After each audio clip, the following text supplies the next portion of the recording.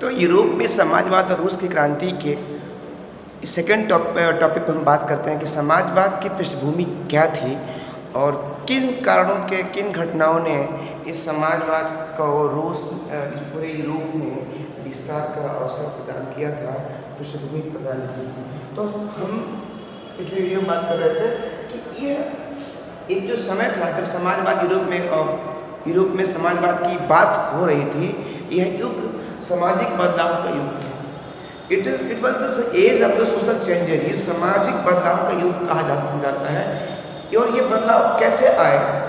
तो मैंने बताया था कि यूएस की क्रांति जो हुई थी, गृह युद्ध हुआ था 1770 के दशक में, तो उसके उसका प्रभाव फ्रांस की क्रांति पर पड़ा था। और फ्रांस की क्रांति में तमाम सारी घटनाएं क्रांति की, तमाम राजा को रानी को फांसी दे दी गई और नए नए से जैकोबिन क्लब का शासन बना जो और अत्याचारी था। तो उस तमाम सारी घटनाओं के साथ साथ इस फ्रांस की क्रांति ने पूरे विश्व को तीन प्रमुख चीज़ें दी, तीन प्रमुख सिद्धांत उपलब्ध कराए। और वो सिद्धांत थे ये समानता का, स्वतंत्रता का और लोकतांत्रिक अधिकार का। और फ्रांस की क्रांति के बाद फ्रांस के राज्य में भौगोलिक सीमा में ये तो विचार अपनाए गए। लोगों ने स्वतंत्रता का, समानता का एक स्वाद चखा, उसका एक स्वाद चखा। और बाकी शेष यूरोप के देशों में भी स्वतंत्रता और समानता की बात होने लगी। और इस स्वतंत्रता और समानता लोकतांत्रिक अधिकारों के बारे में जगह जगह यूरोपीय देशों में चर्चा होने लगी। और जिन तक ये बात नहीं पहुंची थी, उन लोगों में, इस यूरोप में इस बात का प्रसार होने लगा और लोग कहीं न कहीं इन अधिकारों की प्रत्याशा करने लगे कि हमारे शासन में, हमारे राज्य में भी ये अधिकार हमें प्राप्त हों।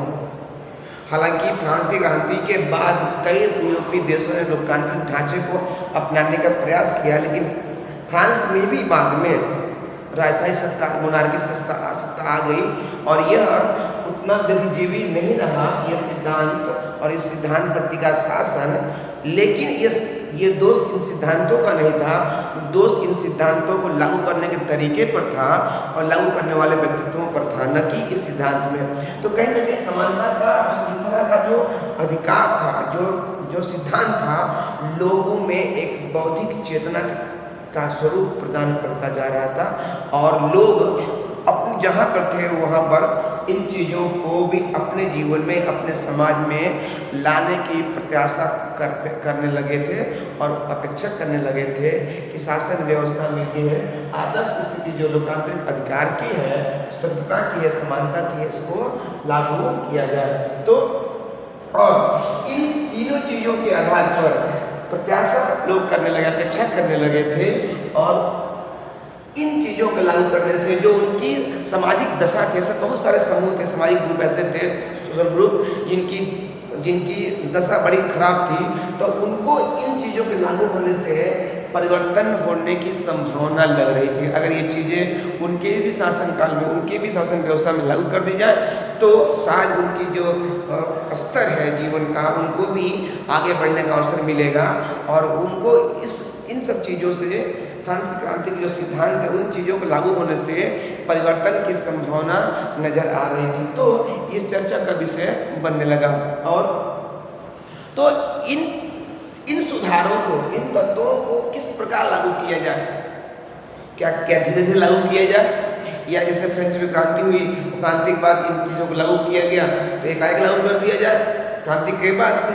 या जो चीज़ें चल रही हैं, कुछ लोगों का मानना था कि जो चीज़ें चल रही हैं प्रत्येक देश की राजनीतिक और सामाजिक पृष्ठभूमि में इन चीज़ों को लागू किया जाना संभव नहीं था।